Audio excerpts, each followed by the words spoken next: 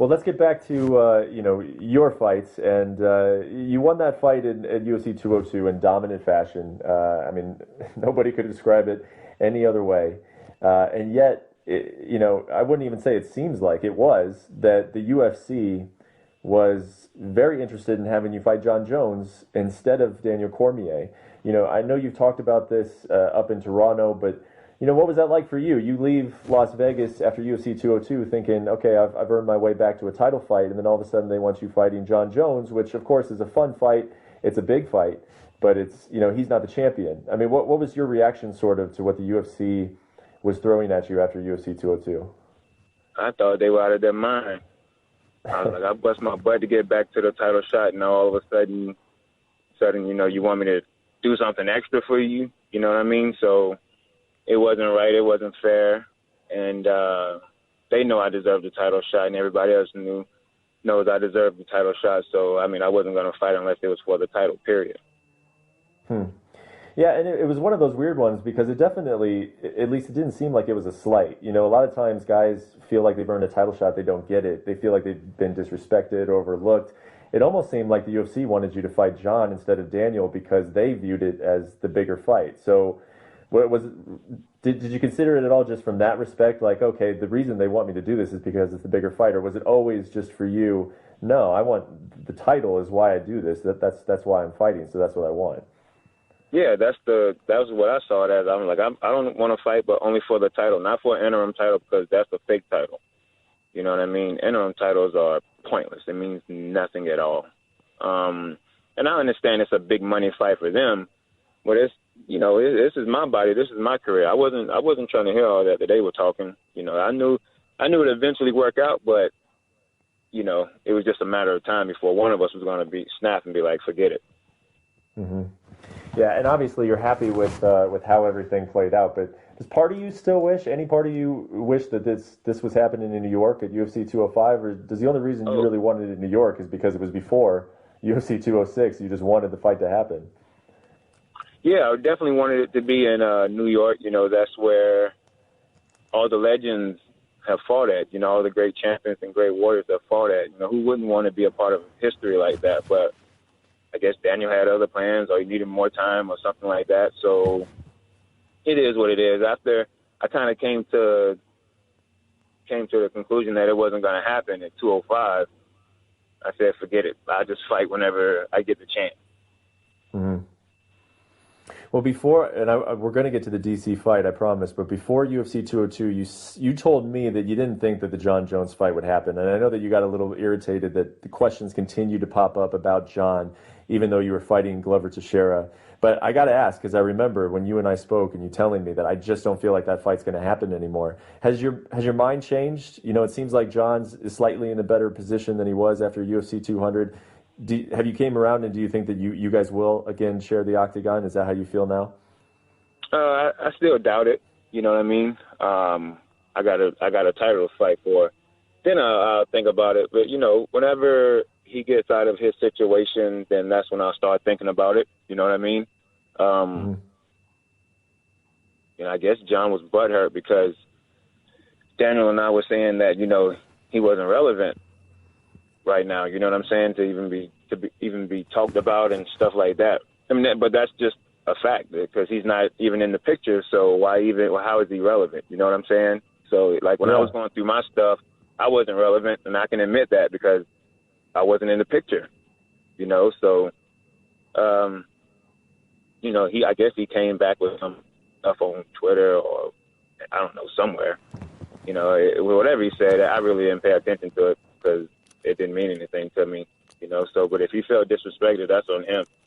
I didn't disrespect him at all. I didn't say anything that nobody else hasn't said. You know what I mean? He's not relevant right now, and whenever he gets back in the picture, then he'll be relevant. But until then, it's just the fact that he's just not relevant because he's not in the picture. So, I mean, you can get mad about it if you want. I mean, you put yourself in that situation, not me, not anybody else. You know what I'm saying? So that's just how it is. That's just how it works. Yeah, and unless I missed it, you didn't respond to him on Twitter, but one guy you have been going back and forth with on Twitter was DC. You guys have been doing quite a bit of it. and it seems like it's good natured and it's fun. I mean, what are you sitting on the couch watching TV, just talking trash to DC from the couch, or is this like you get done with a hard training session? You feel like you got something to tell him? I mean, give us a paint the picture of what you're doing when you two start to go at it on social media. I'm chilling. I'm just relaxing. Then all of a sudden, I get a I get a notification or something from Twitter that a message from Daniel DC, and I respond for sure. You know what I mean? Because that's who I'm fighting, and I'm never gonna not respond to somebody, that I'm gonna fight. But yeah, it's fun to me to talk a little trash because I don't really talk trash. I could if I really wanted to, but that's just not my thing. Well, if I was to talk trash, it'd be real bad. My mouth is kind of foul whenever I really get into it. So I try not to go down that road.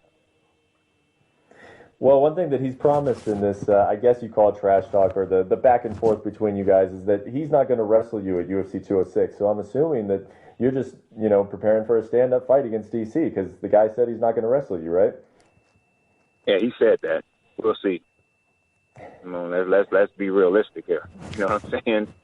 He has no choice but to try and wrestle me. I know he's gonna strike with me too, but what's the chances of him really, doing his thing when it comes to striking against me? And I'm not saying that, he can't do anything to me, but I mean, at the end of the day, I know I'm a better striker than he is, and he knows that too. Yeah, I mean, it won't surprise me if DC looks to wrestle at least once at UFC 206. Oh, he will. I mean, I know he will at least not once, but like 5 times. I'm pretty sure he'll go for a takedown a couple of times. Yeah, no, I agree. I'm being a little bit sarcastic. I think wrestling is going to probably be his avenue of victory. And, with the first time you guys fought, what was to you, and I know that you've described it as a grind, the way that he grinds, but what was most challenging? Was it his level of wrestling, or was it just the fact that he can do it consistently for 5 rounds at a time, or 5 minutes, 5 rounds? He can keep that pace on you during the whole time. Is it the pace, or is it the high caliber of wrestling that's more challenging? I don't know. For me, I just wasn't ready for that. You know what I mean? I was getting ready for a different type of fight. He's a good wrestler, and he definitely put it on me with the wrestling the last time. That's something I was expecting it, but I wasn't expecting it like he did it. You know what I mean? And I gassed out whenever I dropped him and I tried to go in for the kill, and pretty much just let it all out, emptied the tank, and he took advantage of it, and that's just what happened. So I'm definitely prepared for it this time. Well, hey, Anthony, I really appreciate the time. We're looking forward to the rematch. I guess my last question would be, we're taping this on October 25th. It's a Tuesday. George St. Pierre was heavily rumored to be on this card at UFC 206. Now he's come out and said that he's a free agent, that he's not going to fight in Toronto. Daniel said that he was disappointed in that because of the pay-per-view numbers. But what do you think? I mean, do you think that there's any chance that that you won't be the main event at UFC 206 because George will have his comeback fight in the main event? I mean, if George comes back, that would be awesome. It'd be awesome for the sport. It'd be awesome for Canada. It'd for the event overall. And for me, it'd be like a dream come true because I fought on a card with, I think, Chuck Liddell, fought on a card with Anderson Silva.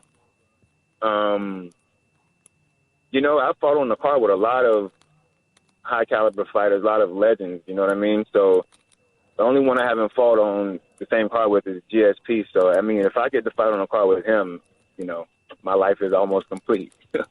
So, you know what I'm saying? So if he gets to come back and out of his, I don't know what world he came from when he said he was a free agent. I guess he should have just said I quit instead of just saying I was a free agent.